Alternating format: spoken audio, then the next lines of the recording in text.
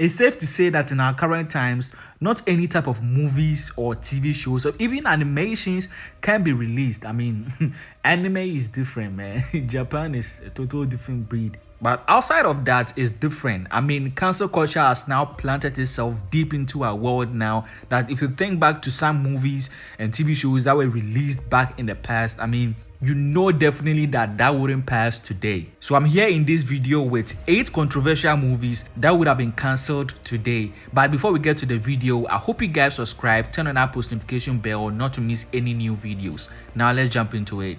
Starting off, we have Basic Instinct from 1992. I know some people may be thinking, well, Basic Instinct isn't that bad. I mean, there was that unforgettable, infamous Vag shot of Sharon Stone and some sex scenes, but it's nothing that we've never seen before, and there are some movies with similar tone releasing even today. Okay, I understand where you're going with this, but you might not have remembered the movie the way you think you remembered it, because those weren't sex scenes. It was like watching soft porn, just with recognizable actors or stars. Now, to give you a context on why this movie would have been cancelled, first, it's an erotic trailer with known movie stars in them, and it's explicit in every way, with even one love scene looking like R, R rhyming with Kate. You know how YouTube is, I don't want to mention that name. But anyway, fast forward, last year, a movie called Deep Water was also released. It's also an erotic trailer with also known movie stars in them. I mean, it has Ben Affleck and Ana de Armas in it. It also has explicit scenes, just like Basic Instinct.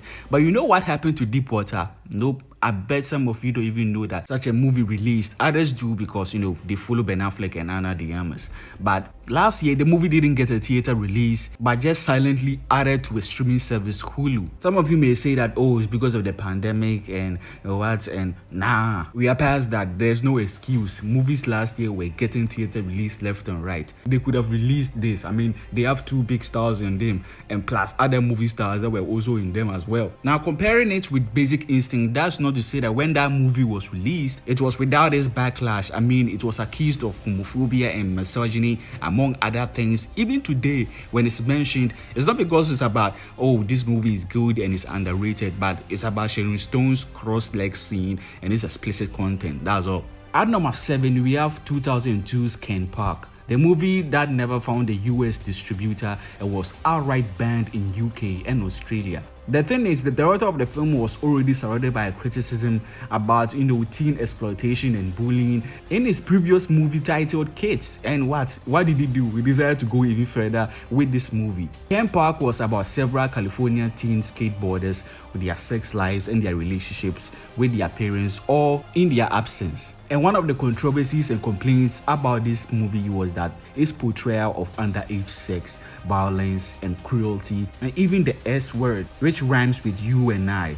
I mean, in just the beginning of the movie, it shows a teen, the titular character, offering himself. I mean, like, goddamn. Plus, it showed sex scenes between an underage kid and a grown-up. Plus, those scenes were so close to realistic, more than simulated, that the ratings board believed it to be so, even though they weren't, per what the co-director said, except for the masturbation scene. All that combined, and it exceeded the R rating. Now, imagine this movie released around this time. At number 6, we have Irreversible. Now, some of you might have heard of one of the biggest controversies this film had and its impact on people when it had them literally walk out when it premiered at the Cannes. But those who could actually stomach the strong themes and display actually praised the movie when it ended. The film stars Monica Bellucci, an actress known for not shying away from the camera when it comes to the nudity and sex scenes. But in this, to some, it was just too much. And to sum it up, this movie is about Alex, played by her,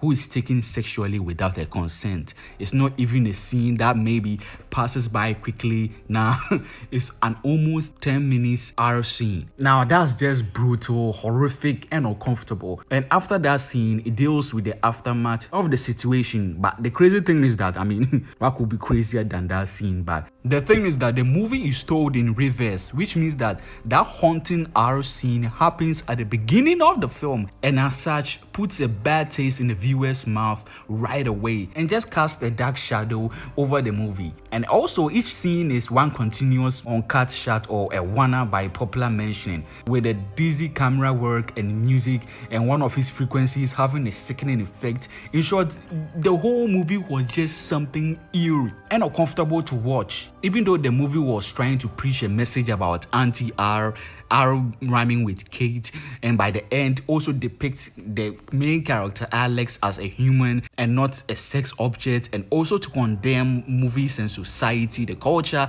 that over-sexualizes women, then turn around to victim blame them. Even with that, it would have still been cancelled today for how those horrific, explicit, haunting scenes and everything in between.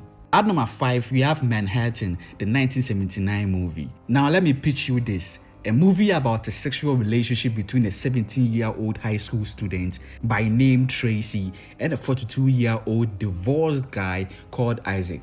Now tell me if that's not a recipe for disaster in this day and age. With the Me Too movement ever strong now, and the fact that Mariel Hemingway, the actress in her memoir in 2015, revealed that after the movie had been released, the lead actor developed a real-life crush on her and wanted to take her to Paris, but she refused when she realized that it wouldn't be separate beds that they would share. Now just imagine it being today. The actor would have come under so much heat that would have gone instantly bald and be cancelled straight away, and even more so as he was the director and co-writer of the film. You see how that power dynamic, that power play is, and how he may have used, his influence and power at the top to influence this girl. Plus, years later, the director even came under fire when his former adoptive daughter accused him of sexual abuse. So you see, who knows what would have happened if Hemingway had accepted his Paris proposal. She also said in a podcast not so long ago, and I quote, "I'm not condoning any behavior.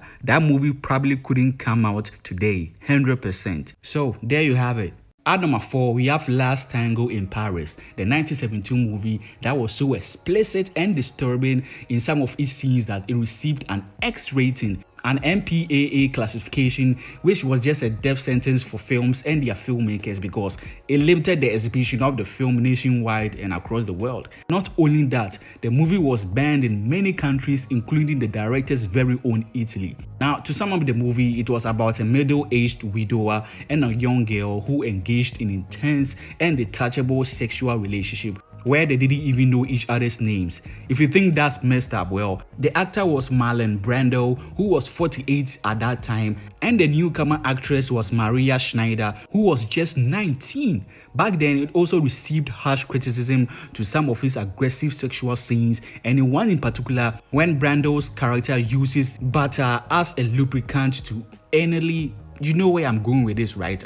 Against her will. And in real life too, as she said back in 2007 that scene wasn't in the script but devised by Brando just before filming, and she regrets not calling her agent or lawyer to make a stand. Because she was young and a new actress, she had to go with it because she was scared. Now, after the many revelations and the behind the scenes stuff, the film received new criticism around 2016 onwards about the misogynistic nature of the film and the trauma it placed on the actress.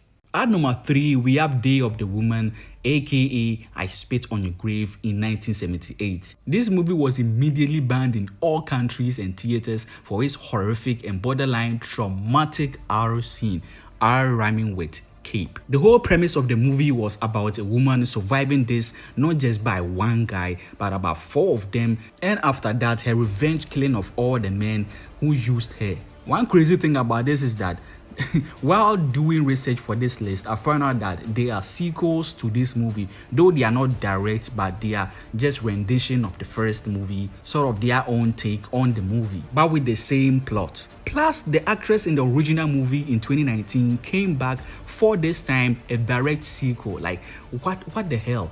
Did she not suffer any trauma during the movie, or she just likes the plot of the movie, or it's just about money? Now, given the poor ratings and frankly how almost unknown these movies are, it means it not go down well with people, and I bet no one is stupid enough today to decide to make another movie with this type of plot. At number 2, we have The Blue Lagoon in 1980. I mean, a story about two children who are deserted on an island and grew up together and begin to sexually experiment and fall for each other. It's sort of like teenagers discovering themselves and falling in love type of, story. And it would have been cool. I mean, okay, that is if it was with adults when they finally grew up to do that thing. And in my opinion, 20 years old at least. Nah, that's not the case in this movie. And that's what makes it sickening. The actors that were cast in the 1980 movie were underage, especially the girl. The boy was 18 and the girl, she was freaking 14. Yeah, 14 years old,